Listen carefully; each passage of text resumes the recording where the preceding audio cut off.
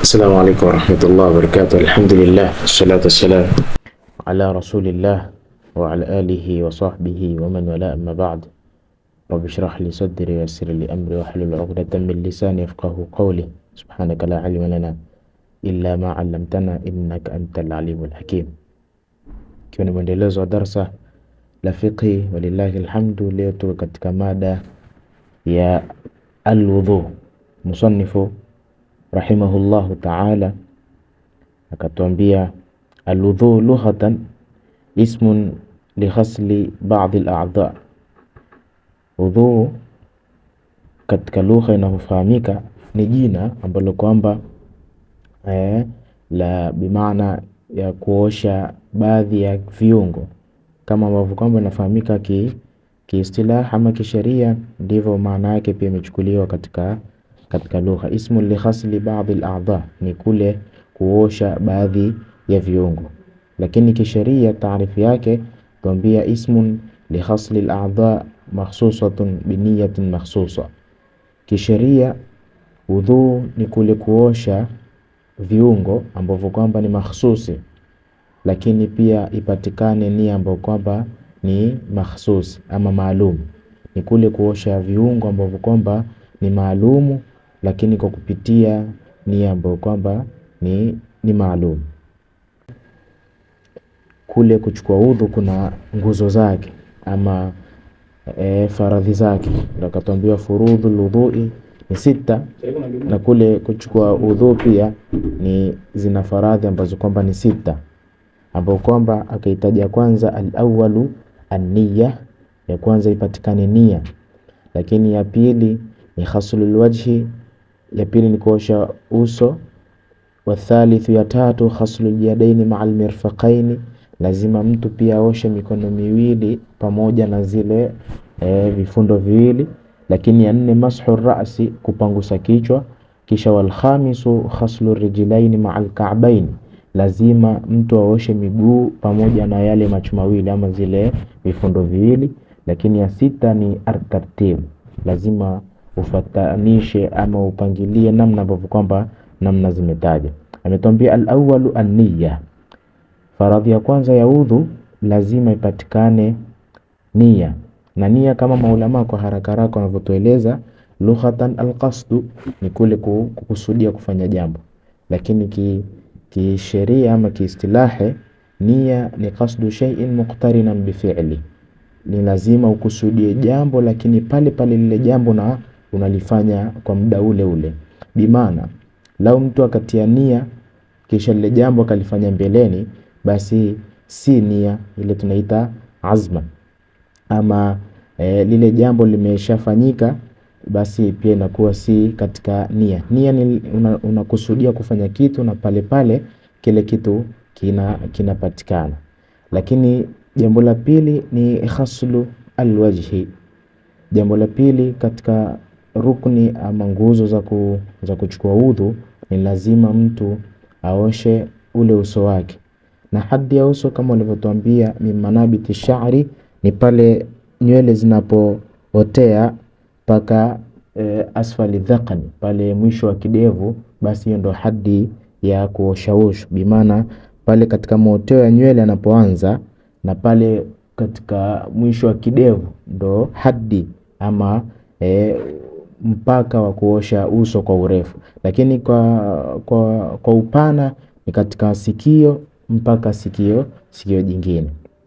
Lakini athalithu, katika nguzo nyingine ya udhu ni ghaslul yadain ma'al mirfaqain, ni kuosha mikono miwili mpaka katika hizi kongo mbili.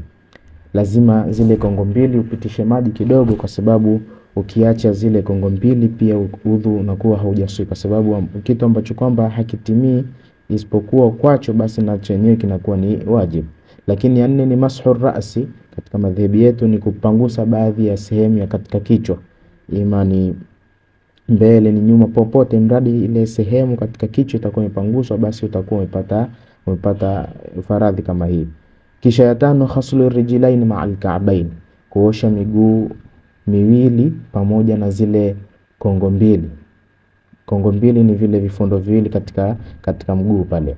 Kisha sadisu ya mwisho ni kufuatanisha ama tunasema taratibu.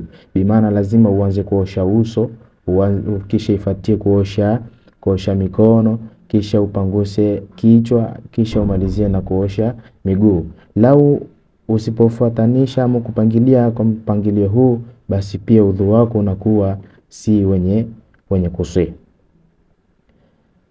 Kisha msanifu rahimahullahu ta'ala moja kwa moja akaingia katika mada ya mashu al-khuffain, katika kupangusa zile khofu mbili.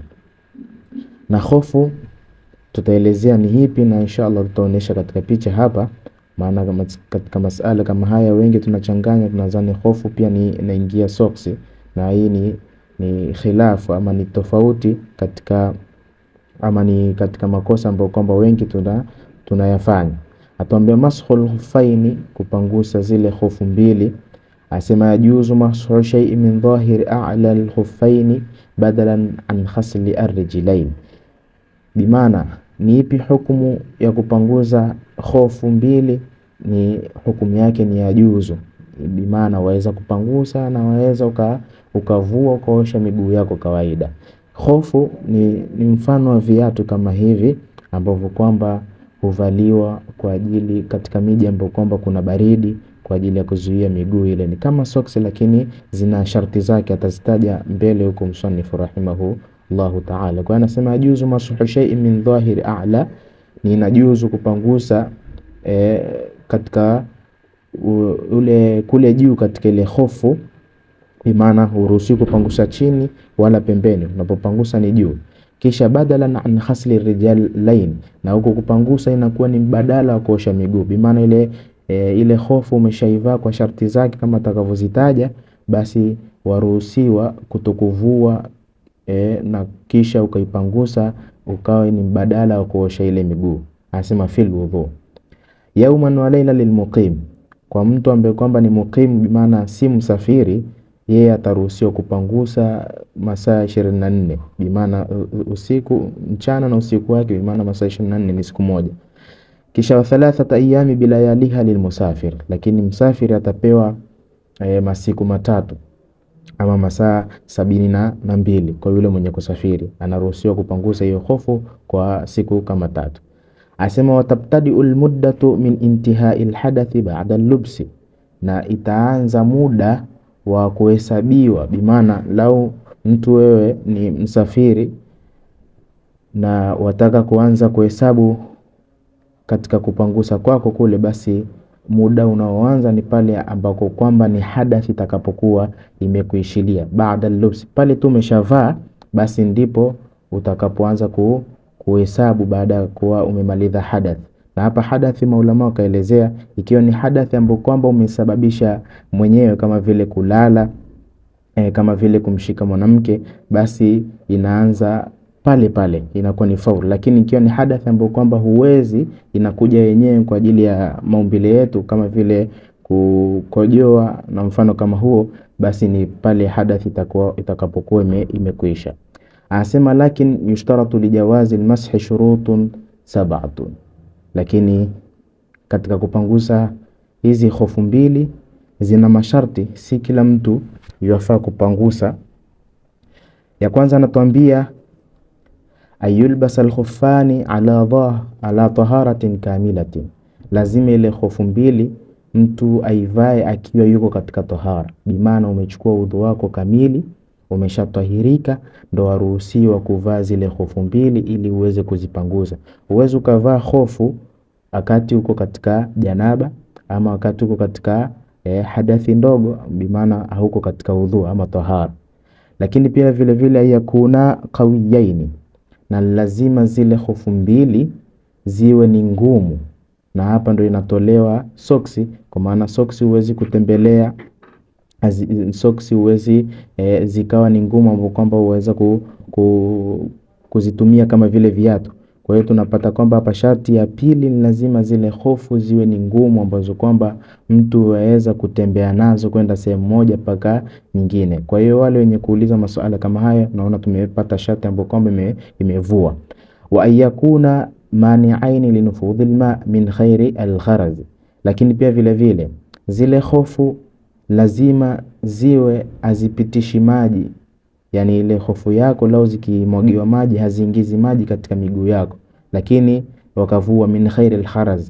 Lakini ikiwa yale maji yanaingia katika zile kamba za hofu kwa sababu ya vile vipenyo, basi hiyo imevuliwa, kwa sababu zile ni sehemu ambazo kwamba hatuwezi kujikinga nazo, maji tu yataweza yakapita.